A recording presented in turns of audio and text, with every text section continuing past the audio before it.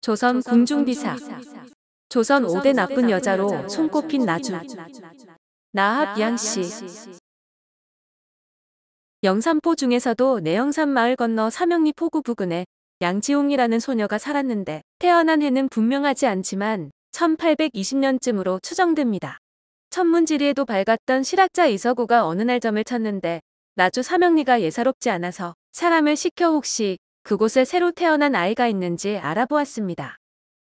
그러면서 사내 아이가 태어났다면 나라를 결단낼 만하고 계집이라면 세상을 시끄럽게 하겠구먼이라고 중얼거렸다고 합니다. 나주로 달려 알아보고 온 사람이 홍어요리 주막을 하는 양씨 집에 여아 하나가 태어났다고 전하니 그는 다행히 남자가 아니라 아이를 베리를 면했구나라고 말했습니다. 전라감사는 다시 사람을 보내 아이가 홍어집에서 벗어나지 못하도록 오직 홍어라는 뜻으로 지홍이라는 이름을 내려주도록 하라고 했습니다. 불행인지 다행인지 지홍이는 무척 예뻤는데 객주집에서 요리만 내고 있기에는 살결이 너무 보얗고 수줍어 살짝 흘기는 눈매는 보는 사람의 가슴이 아리도록 고왔습니다. 이제 겨우 12살인데도 한번 보면 반하지 않는 사내가 없으니 천안 출신인 아버지 양씨는 이 보물을 누군가에게 빼앗길까 숨기기에 바빴습니다. 그녀는 인근의 도내기 샘이라는 곳에 가서 물을 깃기도 하고 채소를 씻기도 했는데 이때마다 사내들이 뒤를 밟아 가슴을 졸이고 있었고 나주에는 지홍이를 그리워하는 이들이 만든 노래가 민요로 전해집니다. 나주 영산 도내기샘 상추 씻는 저 큰애기. 속리빌랑 내가 먹고 겉리빌랑 활알 씻어. 나를 주소 타는 쏙을 씻게. 지홍의 어미는 불심이 깊어 인근의 불회사에 가끔 딸을 데리고 다녔는데 길목에 있는 연리지에 두 모녀가 다다랐을 때 지홍은 자신은 중이나 기생이 될 것이라고 말했습니다. 나이 14이 되면 출가를 할 것인데 중이 될지 기생이 될지는 어머니가 결정하라고 하자 어머니는 왜 뜻이 그렇게 되었는지 물어보았습니다. 지홍은 절에 들려는 것은 자신을 노리는 세상에서 숨어 마음 편히 살고 싶기 때문이고 기생이 되려는 것은 차라리 권부를 지닌 사내를 꿰차 부모를 귀히 모시고 더불어 호강하려고 하는 것이라고 했습니다. 지홍이가 14살 되던 해 아버지 양씨는 한양으로 올라가 나주헌이라는 큰 술집을 내고 딸을 기생으로 들어앉혔습니다. 18세기 영의정 체제공에 따르면 당시 서울의 쌀과 시장의 어육이 모두 술집에 들어가니 금주령을 내려야 한다는 건의가 잇따랐지만 술집은 줄지 않았다고 합니다. 이런 주막붐을 타고 지홍이의 나주헌은 금방 소문이 났는데 일품 홍어요리에다 천하일색의 기녀가 춤과 검은고로 술맛을 드높여 황진이의 풍류가 되살아났다는 것이었습니다. 헌종 4년인 1838년 어느 날 기회가 왔는데 김좌근이 정시문과 병과로 급제를 한 것으로 41세 때니 안동김문의 핵심인 그의 과거 시험 합격에 얽혔을 비화가 뻔한 비디오였습니다. 그렇지만 시험에 붙고 나니 기분이 좋아질 수밖에 없어 오래전부터 한번 가야겠다고 벼르던 나주헌으로 벗들을 불러 잔치를 벌이기로 한 것입니다. 부용당상 부용입. 임부용 승화부용. 부용당 위에 부용이 서니. 사람 부용이 꽃부용보다 낫네. 김좌근은 연꽃이 화사한 연못 위에 있는 나주헌 주련의 시를 읽고 놀랐는데 김희양 대감의 소실로 들인 기생 김부용의 시였기 때문입니다. 김좌근은 당시 한양의 1등 미색이라고 손꼽히던 지홍이 무엇을 간절히 바라고 있는지 바로 알아차렸는데 18세 터질 듯이 피어오른 절정의 아름다움이 현기증을 느끼게 할 만큼 놀라웠습니다. 김좌근은 그녀에게 왜 지홍이란 산의 이름을 갖게 되었냐고 물었고 그녀는 오래전 호남에 계시던 이서구 어른이 홍어처럼 영산강을 떠나지 말고 가만히 살다 가라는 뜻으로 지어준 것이라고 했습니다. 아까 기둥에 붙은 부용시를 보았는데 부용의 다른 시와 더불어 현음을 들려줄 수 있겠느냐? 부족하지만 한번 해보겠사옵니다. 승기 낙엽소 소보. 기삽추하담다명. 사각사각 낙엽 밟고 가는 스님이 앞장서고 해뜻해뜻 머리에 꽃 꽂은 기생이 따라가네. 만첩계 산미거로 자행환사방선사. 만겹의 계곡과 산 가는 길 어지러워라. 이 길 돌아가려면 신선과 숨바꼭질 좀 해야겠네. 이날 밤 두 사람은 합헌의 꿈에 이르렀고 마침내 뗄 수 없는 사이가 되는데 산에는 홍어처럼 톡 쏘는 밤의 여인과 남도 농주처럼 착 달라붙는 낮의 여인 사이에서 정신을 차리기 어려웠습니다. 김좌근은 자식이 없는 것을 이유로 차마 이 나주 여인을 소실로 들이는데 출세한 기생의 대명사 김부용이 녹천정에 들어와 산지 6년이 되던 해였습니다. 김부용은 가벼운 알코올릭이 되어 시를 쓰면서 한가하게 살다 갔지만 홍어의 꿈을 지닌 양지용은 좀 달랐습니다. 지금까지 이 여인은 조선의 연산군 때의 장녹수, 광해군 시절의 김계시, 숙종대의 장희빈, 그리고 명종대의 정난정과 함께 조선 5대 나쁜 여자로 손꼽혀왔습니다. 조선 말의 권력 부패 상징으로 자주 거론돼 왔고 또 안동 김씨 세도 가문의 전행의 역성 등 개념 없는 여성으로 낙인이 찍혀 있는데 물론 그녀의 행적 자체를 부인할 수는 없습니다. 김좌근의 아버지인 김조수는 당대에 손꼽히던 학자이며 정치 원로였는데 정조가 돌아간 뒤 순조를 30년간 보필하면서 가문 권력을 구축하게 됩니다.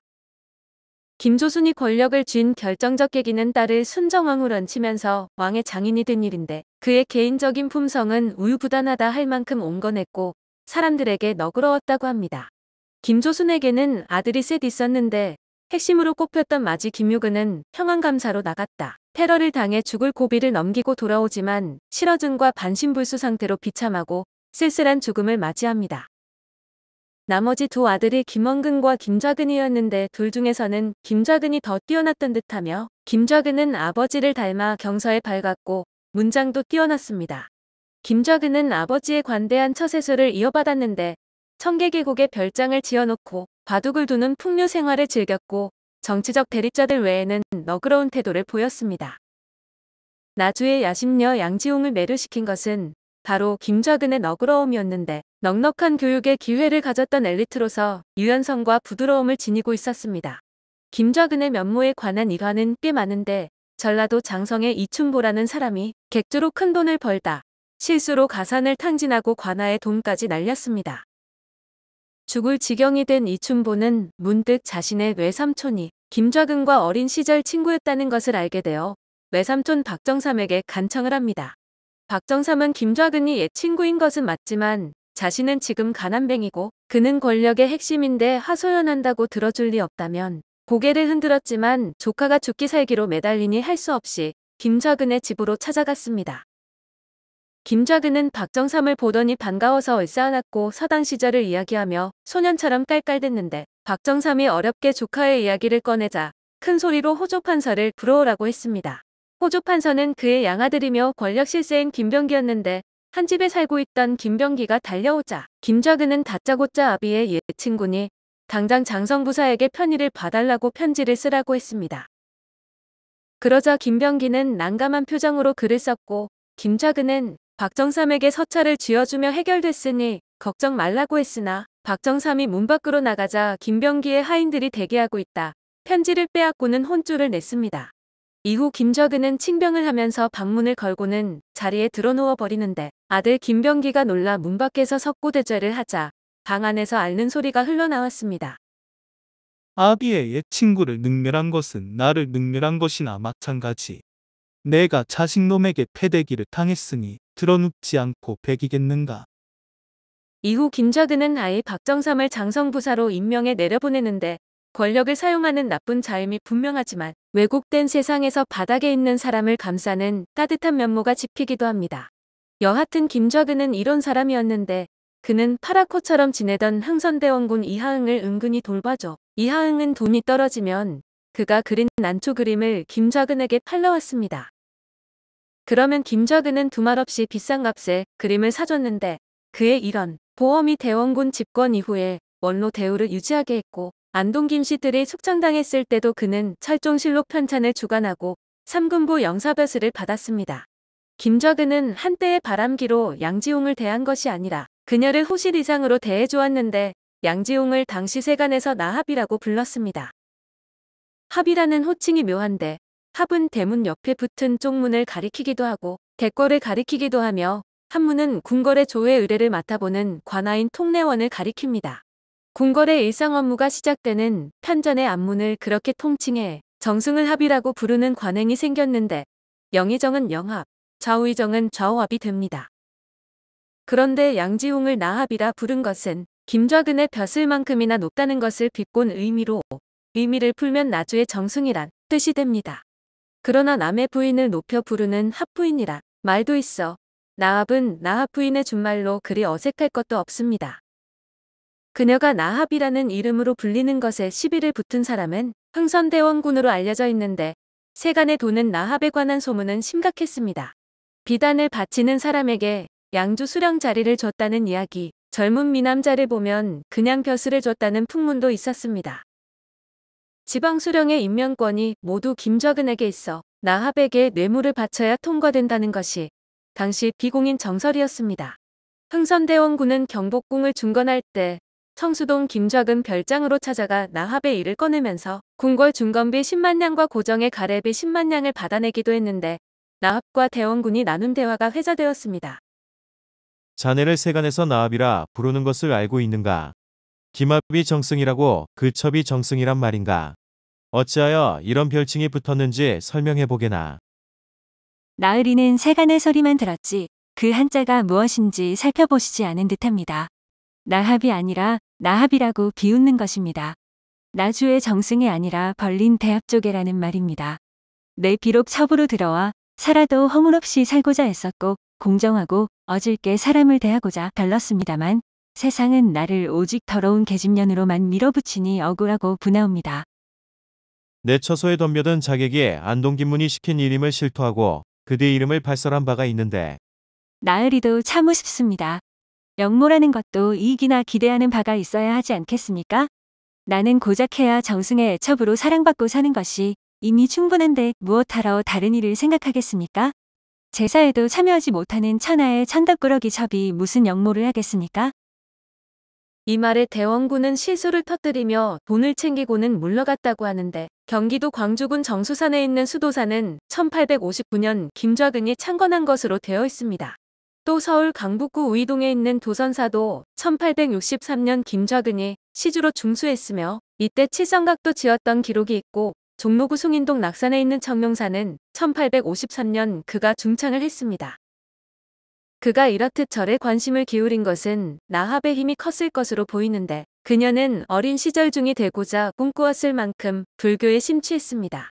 나합은 나주에 대한 사랑이 대단했는데 전국에 흉년이 들자 김좌근을 조르고 졸라 나주에 구휼미를 풀게 했습니다. 이런 일로 나주 관아터에는 김좌근에 대한 불망비가 서 있는데 안동 김씨의 세도 정치가 끝난 뒤 그 비석은 사람들에 의해 두동강이 났지만 나중에 금성관 경내에 다시 바로 세웠다고 합니다. 작가 김동희는 소설 운영궁의 봄에서 나합을 그리면서 아주 코믹한 풍경 하나를 만들어냈는데 이른바 시반일 에피소드입니다. 오래전 자신과 비슷한 길을 걸어간 정난정이 거액을 주고 물고기를 사서 방생하는 행사를 벌였던 것을 흉내낸 것으로 나합은 밥수무섬을 지어서 한강에 던져 물고기들에게 은혜를 베푸는 이벤트를 벌였습니다.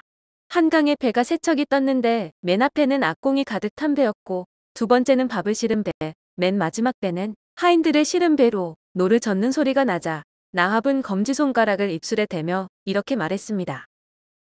소리 내지 마시오. 고기들이 놀라겠어. 가만 저어서 갑시다. 그런데 이 행렬을 지켜보면서 노리는 사람들이 있었는데 강물 속으로 뛰어들어 방금 풀어놓은 밥을 훔쳐내려는 배고픈 백성 두 사람이었습니다.